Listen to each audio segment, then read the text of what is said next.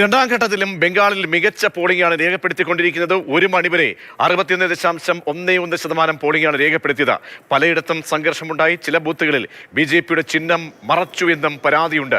ഭവാനിപ്പൂരിൽ BJP നേതാവ് സുവേന്ദു അധികാരി തൃണമൂൽ കോൺഗ്രസ് പ്രവർത്തകർ തടഞ്ഞു. വിഷ്ണു പ്രസാദ് ചേരുന്നുണ്ട് വിവരങ്ങൾ നൽകാൻ. വിഷ്ണു, ആദ്യഘട്ടം എന്ന പോലെ തന്നെ മികച്ച രീതിയിൽ പോളിംഗ് രേഖപ്പെടുത്തുന്നു. നഗര ഗ്രാമ പ്രദേശങ്ങളിലൊക്കെ തന്നെ എങ്ങനെയാണ് പോളിംഗിന്റെ നില? അക്രമ സംഭവങ്ങൾ എവിടെ നിന്നൊക്കെ റിപ്പോർട്ട് ചെയ്യപ്പെട്ടിട്ടുണ്ട്?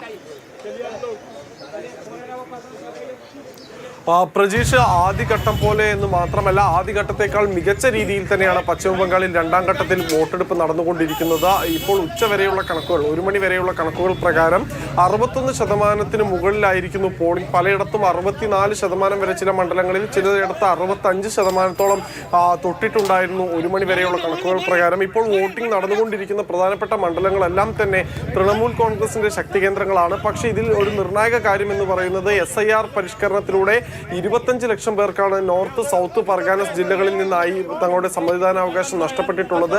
കൊൽക്കത്തയിൽ നിന്ന് 7 ലക്ഷത്തോളം പേർക്കും സമ്മതിദാനാവകാശം നഷ്ടപ്പെടുകയും ചെയ്തിട്ടുണ്ട്. എന്തായാലും ഇത്തരത്തിൽ SIR പരിഷ്കരണത്തിന് പിന്നാലെ നടക്കുന്ന തെരഞ്ഞെടുപ്പിൽ തൃണമൂൽ കോൺഗ്രസിന്റെ ശക്തി കേന്ദ്രങ്ങളിൽ നടക്കുന്ന തെരഞ്ഞെടുപ്പിൽ മെച്ചപ്പെട്ട പോളിംഗ് നടക്കുന്നത് തൃണമൂൽ കോൺഗ്രസിന് ആത്മവിശ്വാസം നൽകുന്നുണ്ട്.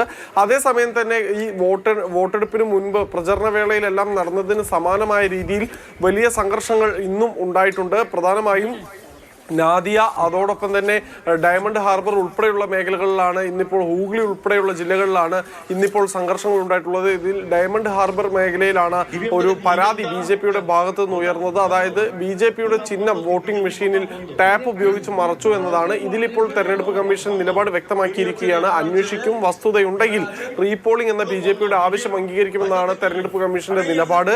അതേസമയം മമതാ ബാനർജിയും BJPയുടെ നേതാവ് സുവേന്ദു അധികാരിയും മത്സരിക്കുന്ന ഭവാനിപ്പൂരിൽ ഒരു പോളിംഗ് ബൂത്തിൽ ഇരു നേതാക്കളും ഒരേ സമയത്ത് എത്തിയതോടെ അവിടെ BJP തൃണമൂൽ കോൺഗ്രസ് പ്രവർത്തകർ തമ്മിലൊരു വാക്കുതർക്കമുണ്ടായി.